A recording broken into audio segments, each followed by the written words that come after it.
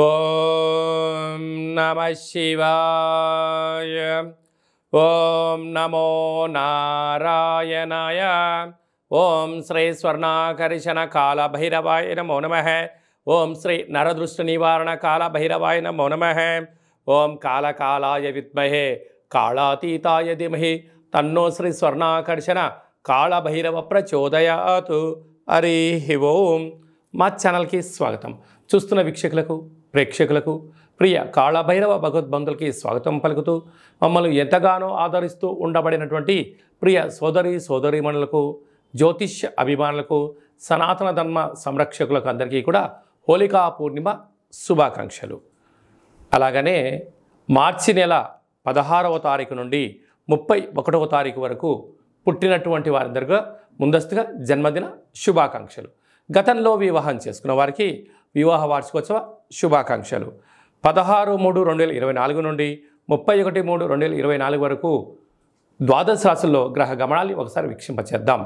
మేషరాశిలో గురు సంచార స్థితి, కన్యరాశిలో కేతు సంచార స్థితి, కుంభరాశిలో కుజుడు శుక్రుడు మరియు శని సంచార స్థితి, మీనరాశిలో రవి బుధ మరియు రాహు సంచార స్థితితో ద్వాదశ రాశుల్లో గ్రహ గమనాలు ఈ విధంగా ఉన్నాయి.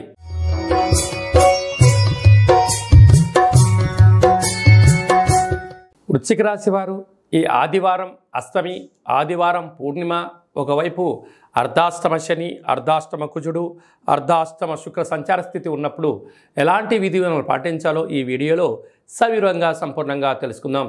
వృశ్చిక రాశిలో ఏ నక్షత్రాలు వస్తాయనగా అనురాధ నక్షత్రంలోని 4 పాదాలు, జ్యేష్ఠ నక్షత్రంలోని 4 పాదాలు, విశాఖ నక్షత్రంలోని చివరి పాదం 4వ పాదం కలిపితే వృశ్చిక రాశి అవుతుంది. చాలామందికి పుట్టినటువంటి కాల సమయంలో డేటా ఆఫ్ బర్త్లు లేనటువంటి కారణం వలన పేరు యొక్క మొదటి అక్షరాన్ని అనుసరిస్తూ ఆ రాశిని తెలుసుకునే ప్రయత్నం అవుతుంది. ఏ అక్షరాలు అన్నట్లయితే తో, నా, నీ, ను, నే, నో, యా, ఈ, యు అక్షరాల వారందరూ కూడా వృశ్చిక రాశి జాతకులే. వృశ్చిక రాశి యొక్క అధిపతి కుజుడు.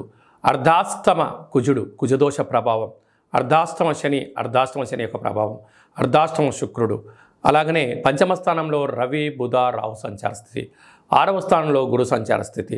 ఏకాదశిలో గురు సంచార స్థితి ఉన్నప్పుడు చిన్న చిన్న విషయాలకు ఆందోళన, పెద్ద పెద్ద వ్యాపార కార్యక్రమాలు చేసేటప్పుడు తొందరపాటు నిర్ణయాలు, సభల యందు సమావేశాల యందు మాట్లాడేటువంటి కాల సమయంలో ప్రతి మాట చాలా విలువైంది అనేది గుర్తుపెట్టుకోవాలి. పెదవి దాటనంత వరకు ఆ మాటకు మీరు మహారాజులు. నోటిలోంచి బయటకు వచ్చిన ప్రతి మాటకు మీరు బాధ్యత వహించే పరిస్థితి ఉంటుంది. కనుక మీ జన్మ నక్షత్రం రోజున అష్టమి పూర్ణిమ తిథులందున దూరావాయు జల ప్రయాణాలు పెట్టుకోకపోవడం, ఆవేశానికి దూరంగా ఉండడం, యంత్రాలతో, ఆయుధాలతో, పంచభూతాలతో ఎంతో జాగ్రత్త అవసరం. కనుక ఇలాంటి కాల సమయంలో ఆవేశపడి మాట్లాడడం, దూర ప్రయాణం చేసేటప్పుడు తొందరపాటు నిర్ణయాలు తగవు.